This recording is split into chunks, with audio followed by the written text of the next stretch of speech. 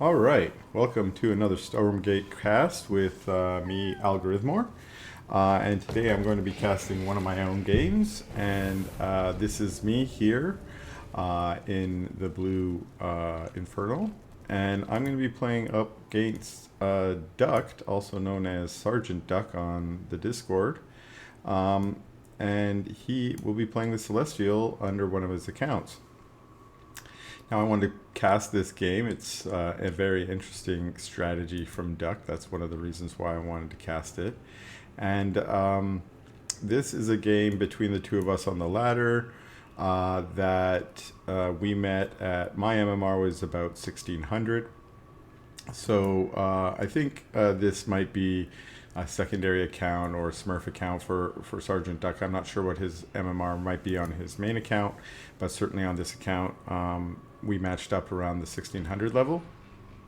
Now I was playing a pretty standard normal build. I've been practicing this double vault build, and you can see I'm just farming out here. I'm planting my farm out here rather, so I can creep these guys with it, which is a pretty standard opening for me against Celestials. But Sergeant Duck is moved his arc ship across the map. Of course, I haven't scouted this, so I'm engaging in my normal opening. He dropped off one prism here. It looks like he's got a creation chamber back at home, as well as a power bank, and then he also created a Ethereum purifier here.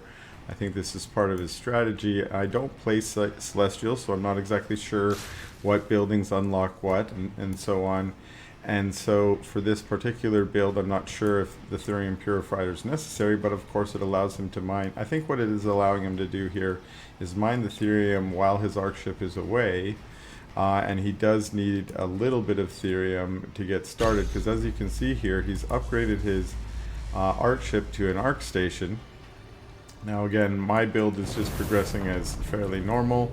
I've creeped my first camp, and I've placed down my first shrine, and I'm off trying to creep the second camp.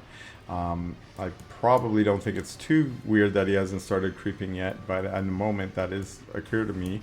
It looks like he's now trying to hide his arc ship, and he's built over here a Legion Hall, and a Legion Hall, if I understand correctly, is used to build some of the flying units. It builds the little, what are these guys called? Seraphim, yes, the Seraphim units, as well as I believe the Archangels once I think you get to tier 3.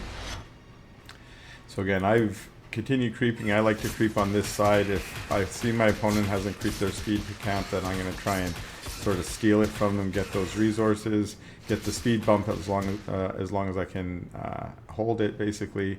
And I am very curious what's going on. Often if I feel like my Celestial opponent has not started, this to me looked like an eco build, like he had maybe fast expanded, and I might be able to punish it with some early aggression. So I in my double vault build, I have lots of room to build some more of these brutes, and I'm just off trying to see what at this point I think I'm a little confused by his actions. Now again, what's going on here is Sergeant Duck has built some power supplies out here, and as you can see here, he's actually upgrading to an arc fortress, and he's got a couple Seraphim out here. It looks like he used them to creep this camp, which he may have used his top bar ability to creep that camp easily, although Seraphim are actually pretty good at creeping as well. This is where things get a little interesting. After upgrading to an arc fortress, he comes into my base, and I'm not sure, is this the Sovereign's Watch ability or an upgraded version of the Sovereign's Watch ability? I'm not 100% sure, because again, I don't play Celestial. But what it did was melt my shrine. It might have been a greater shrine too, I'm not sure. In pretty much one use. Now at this point, I don't think I even immediately clicked back. I saw some red in my base, and I assumed maybe he proxied some Argents or something. I'm sure at this point I realized my base was gone, and I said, okay, well I'm going to just do the base race. I had already cleared out most of his buildings, but of course he still has his buildings in my base, as well as this arc fortress, which now melting the rest of my base.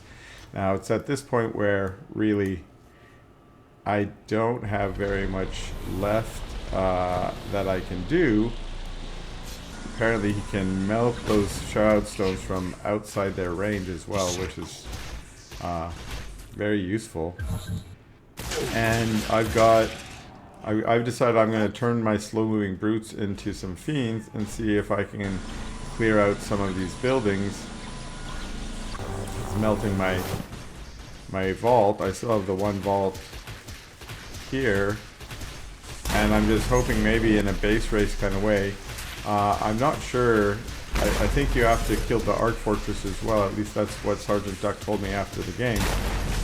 And meaning my poor fiends are never going to be able to win this base race. But they do manage to clear out these power stations, and I guess the only unit that I have that has any ability to hit the air is my poor Hexen, which I probably should have kept alive, but again, I don't think a Hexen versus an Arc Fortress is a very fair fight. I brought my imps over here. You can see he caught me with no mins. I could like creep to get mins and build, like, I felt like my game was over, so I'm using my imps just as you know, warriors in my rapidly depleting army. And again, I don't play Celestial very well. I think these power banks are what I should be going for, so that's what I'm going for.